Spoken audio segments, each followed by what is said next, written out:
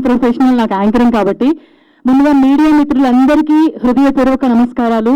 And ఇక్కడ ఉన్న Mahesh sir, మల్లికక్క and Sai వాళ్ళ అమ్మ నాన్న, కిషోర్ దాస్ బాబాయ్, వినోద్ అన్నయ్య అండ్ ప్రతి ఒక్కరికి వేదికను అలంకరించిన పెద్దవాళ్ళందరికీ, అండ్ దుగ్గిరెడ్డి సార్, ఆయన ఒక నెలలో అమెరికాలో ఉంటారు, ఒక నెలలో ఇండియాలో ఉంటారు. ఇక్కడ సినిమాలు చేస్తూనే ఉంటారు, అక్కడ బిజినెస్లు చేస్తూనే ఉంటారు. అంటే ఇటు యాక్టర్గా అటు బిజినెస్ మ్యాన్గా ఈ రంగంలో రాణిస్తూనే ఉన్నారు. అండ్ స్టేజ్ మీద ఉన్న వాళ్ళందరికీ మరి ఒకసారి హాయ్, హలో, నమస్తే. మైక్ వస్తే ఆటోమేటిక్గా వెల్కమ్ చెప్పడం నాకు అలవాటు. సో మ్యాజిక్ మూమెంట్స్, కానీ ఇది మీరు అనుకున్నది మాత్రం కాదండి. ఎందుకనంటే ప్రతి ఒక్కరి లైఫ్లో మనందరం దేవుడి దగ్గరికి వెళ్ళి, దేవుడా ఏదో ఒక చిన్న మూమెంట్ తోటి నా లైఫ్లో ఒక పెద్ద మ్యాజిక్ చేయి అని అనుకుంటాం కదా.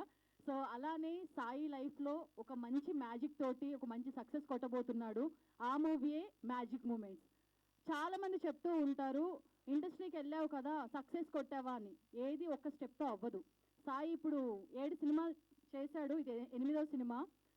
సో అష్టదిక్పాలకుల సపోర్ట్ తోటి నువ్వు మంచిగా లైఫ్లో సక్సెస్ అవ్వాలి. సో ఎవరైనా పుట్టగానే నడవారు కదా, ఏదైనా ఒక ఎక్స్పీరియన్స్ అనేది ఉంటుంది. అండ్ ఇండస్ట్రీలో చాలామంది చెప్పే మాట ఏంటంటే, గుమ్మడికాయంత టాలెంట్ ఉన్నా ఆవగించేంత అదృష్టం ఉండాలి. సో మనకి ఇంకా అదృష్టం ఈ సినిమాతోనే వస్తుందేమో సాయి.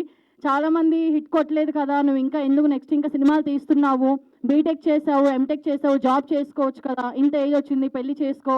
ఇంట్లో పేరెంట్స్ కూడా అదే అంటూ ఉంటారు. అఫ్కోర్స్ ఆంటీ వాళ్ళు ఇయర్ బాగా ఫోర్స్ కూడా చేశారు.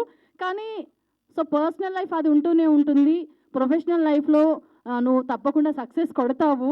యాక్చువల్గా నువ్వు స్పీచ్ ఇవ్వమన్నావు కదా, అందుకే నాకు మాట్లాడడానికి కూడా రావట్లే. అండ్ ఇందాక సార్ చెప్పారు, దుగ్గిరెడ్డి సార్, నువ్వు సినిమా సక్సెస్ కొట్టిన తర్వాత ఇల్లు తీసుకో, ఒక కార్ తీసుకో అని చెప్పి చాలామంది ప్రొడ్యూసర్స్ దగ్గర నుంచి స్టోరీ తీసుకొని వెళ్ళి చాలా బల్క్లో అమౌంట్ తీసుకొని, ఆ అమౌంట్లోంచి కొంత వాళ్ళు తీసుకొని ఇల్లు కట్టుకోవడం, కార్ తీసుకోవడం, అవన్నీ చాలామంది చేస్తుంటారు. కానీ సాయికి అది తెలీదు.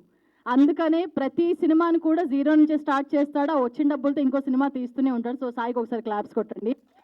ఇన్ని సంవత్సరాలైనా కూడా సాయి మీ అందరి సపోర్ట్ తోటి ఎప్పటికప్పుడు ఒక కొత్త సినిమాతో పైకి వస్తున్నాడు తప్పించి, ఈ సినిమాతో నేను లాభం చూసుకోవాలి, ఈ సినిమాతో నేను సెటిల్ అవ్వాలి అని మాత్రం అనుకోలేదు. సో బతికినా చచ్చినా ఏది చేసినా నాకు సినిమా అనే ప్రపంచం అని. అదే ఈ కష్టం మీద కొంచెం వాడికి సినిమాలో సపోర్ట్ చేయండి.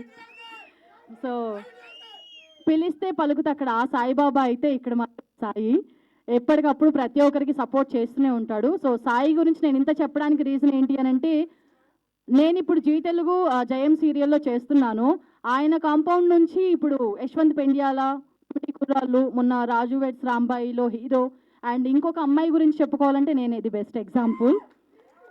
యాంకర్గా ఉన్న నన్ను యాక్టర్గా చేశాడు. అసలు నాకు యాక్టింగ్ అంటే ఏంటో తెలియదు. ఇందాక సార్ చెప్పారు కదా, నమస్తే సెట్జీ మూవీ లాక్డౌన్ టైంలో చేశారు. తర్వాత ఇప్పుడు ఆహాలో స్ట్రీమ్ అవుతుంది మిస్టరీ మూవీ.